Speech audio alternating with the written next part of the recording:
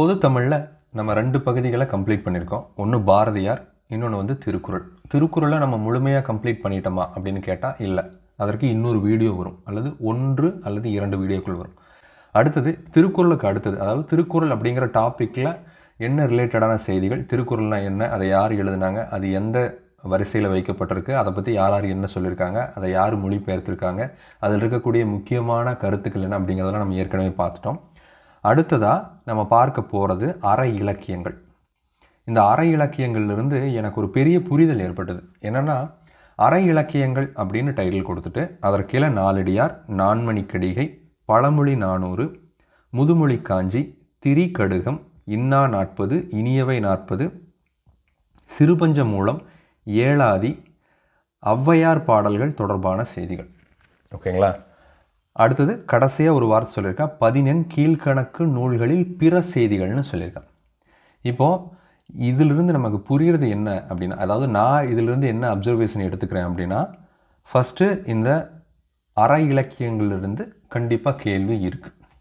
Okay, அதுதான் பார்த்தாலே தெரியுது. நாலடியார்லேருந்து 2 கேள்வி, நான்மணிக்கடிகளில் கேள்வி இல்லை, பழமொழி 400லேருந்து ஒரு கேள்வி, முதுமொழி காஞ்சியிலிருந்து ஒரு கேள்வி, திரிகடுகத்திலேருந்து ஒரு கேள்வி, இன்னா 40, இனிவை 40லேருந்து கேள்விகள் இல்லை, சிறுபஞ்ச மூலத்திலேருந்து ஒரு கேள்வி, ஏழாதிலேருந்து 2 கேள்வி, ஔவையார் தொடர்பான பாடல்கள் இதிலிருந்து 4 கேள்வி. ஆனால் இந்த 4 கேள்விகள் வந்து ஔவையார் தொடர்பான பாடல்கள் கிடையாது.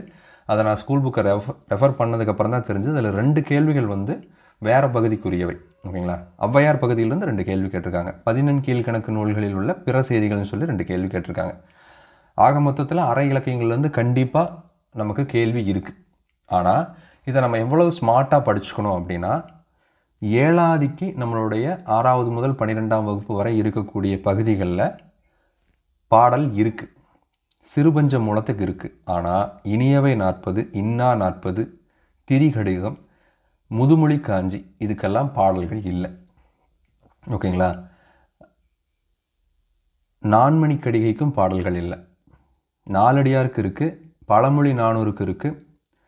ஸோ நான் உங்களுக்கு என்ன சொல்ல வரேன் அப்படின்னா, அற இலக்கியங்கள்னு ஒரு டாபிக் கொடுத்துட்டு அதில் ஒரு 10 பாடல்கள், அதாவது 10 நூல்களை அவங்க வரிசைப்படுத்திட்டு அதுலேருந்து என்ன கேள்வி கேட்குறாங்க அப்படின்னா, 6th-லேருந்து 12th வரைக்கும் இந்த அற இலக்கியங்களில் எதற்குரிய பாடல்கள் இருக்கோ அதில் மட்டும்தான் பாடல் சார்ந்த கேள்விகளை கேட்குறாங்க. ஓகேங்களா?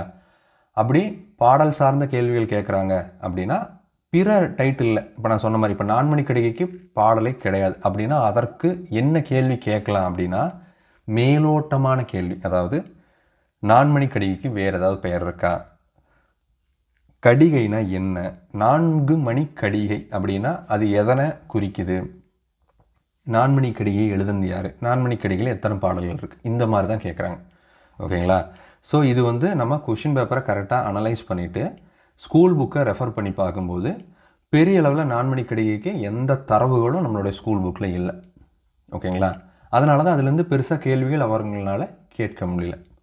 அதுவே வந்து உங்களுக்கு சிறுபஞ்ச மூலத்துக்கு நம்மளுடைய ஸ்கூல் புக்கில் கண்டென்ட் இருக்குது. அட் த சேம் டைம் ஏழாதிக்கு இருக்குது, ஔவையார் பாடல்களுக்கு இருக்குது. ஓகேங்களா?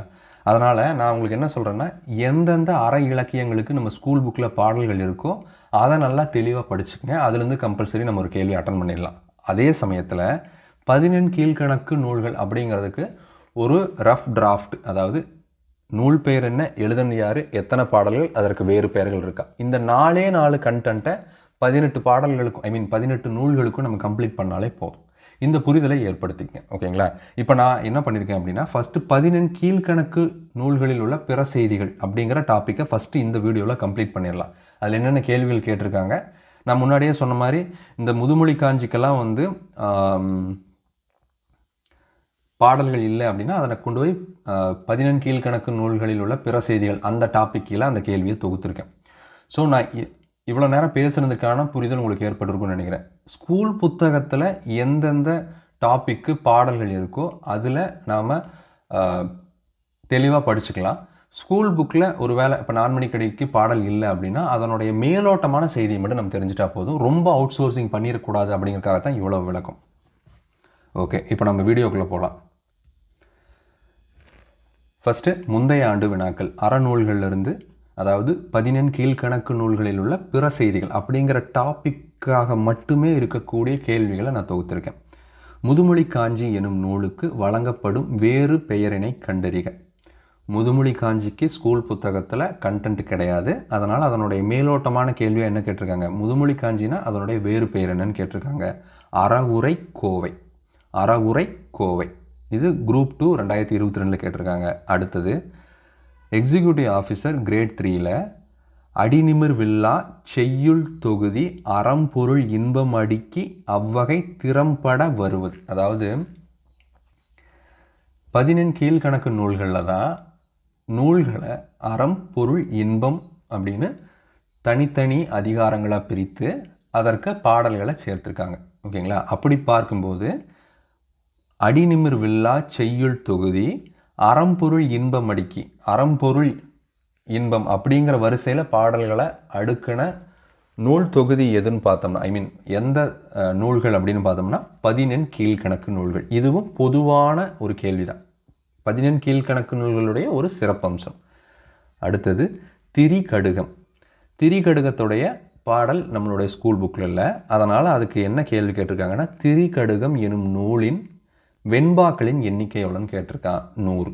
ஓகேங்களா? இதுவும் எக்ஸிக்யூட்டிவ் ஆஃபீஸர் கிரேட் 3ல் கேட்டிருக்கான். அடுத்தது எக்ஸிக்யூட்டிவ் ஆஃபீஸர் கிரேட் 4லேருந்து ஒரு கேள்வி.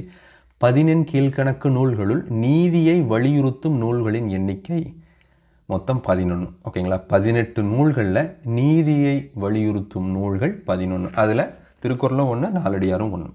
ஓகேங்களா? ஸோ இந்த 4 கேள்விகள் தான் இந்த 14 கீழ்கணக்கு நூல்களில் உள்ள பிற செய்திகள் அப்படிங்கிற வகையில் துவக்கப்பட்டிருக்கு. இதுலேயே திரிகடுகம், முதுமொழி காஞ்சி இந்த ரெண்டுமே இதற்கு பாடல்கள் இல்லை, செப்பரேட்டான கண்டென்ட் நம்ம ஸ்கூல் புக்கில் இல்லை. அப்படிங்கிறதுனால இதனுடைய மேலோட்டமான கேள்வியை கேட்டிருக்காங்க. ஓகே, இதற்கு நம்ம இன்னும் என்னென்ன இயல்கள் படிக்கணும் இந்த டாபிக் ஓரியன்டாக, இதற்கும் ஒரு பாடம் இருக்குது.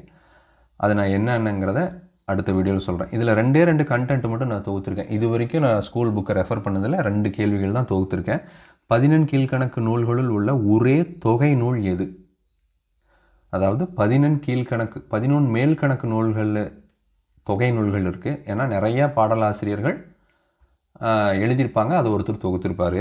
ஆனால் 14 கீழ்கணக்கு நூல்களில் ஒரே ஒரு தொகை நூல் தான் இருக்குது. அது என்னென்னா நாலடியார். இந்த நாலடியார் அப்படிங்கிற நூலை நம்ம பின்னாடி பார்க்க போகிறோம். இருந்தாலும் ஒரு சின்ன இன்ட்ரொடக்ஷன். நாலடியார் அப்படிங்கிற நூல் பாண்டிய நாட்டு சமண முனிவர்களால் எழுதப்பட்டது. இதை பதுமனார் அப்படிங்கிறவர் அதிகாரங்களாகவும் பால்களாகவும் தனித்தனியாக பகுத்து அதற்கப்புறம் அதை ஒரு நூலாக தொகுத்திருக்கார். ஓகேங்களா? அடுத்தது 14 கீழ்கணக்கு நூல்களுள் வரலாற்றை மிகுதியாக தரும் நூல் எதுன்னு கேட்குறாங்க. வரலாற்று செய்திகளை 14 கீழ்கணக்கு நூல்களில் எது அதிகமாக சொல்லுது அப்படின்னு கேட்குறாங்க. அது பழமொழி 400. அதுவே 14 மேல்கணக்கு நூல்களில் பெரும்பான்மையான நூல்கள் என்னவா தான் இருக்கும்? வரலாற்று செய்திகளையும் வரலாற்று தகவல்களையும் சொல்லக்கூடிய நூல்களாக தான் இருக்கும். ஸோ இந்த வீடியோ அவ்வளோதான். நான் இந்த வீடியோவில் உங்களுக்கு என்ன சொல்ல வந்தேங்கிறது தெளிவாக புரிஞ்சுருக்கோம். ஒட்டுமொத்த சிலபஸையுமே நம்ம இப்படி தான் புரிஞ்சுக்கணும். ஒருவேளை இப்போது தேவநேய பாவனாருடைய அகரமுதலி அப்படின்னு சொல்லியிருக்காங்கன்னா, அகரமுதலி ஓரியன்டாக ஃபஸ்ட்டு நம்ம தெளிவான புரிதலை ஏற்படுத்திட்டு அதுக்கப்புறம் தேவநேய பாவனாருக்குரிய அந்த பொதுவான கண்டென்ட்டை நம்ம அவுட் சோர்சிங் பண்ணலாம். அதுக்காக நீங்கள் அவருடைய அகரமுதலியை நம்ம அவுட் சோர்சிங் பண்ண முடியாது. அகரமுதலியை அவுட் சோர்சிங் பண்ண முடியாது. ஓகேங்களா? ஸோ இதுதான் இந்த வீடியோவில். அடுத்த வீடியோவில் பார்க்கலாம். இன்றைக்கி கண்டிப்பாக 1க்கும் மேற்பட்ட வீடியோக்கள் அப்லோட் பண்ணணும்னு நான் ஆசைப்பட்றேன். கண்டிப்பாக பண்ணிடுவேன். தேங்க்யூ.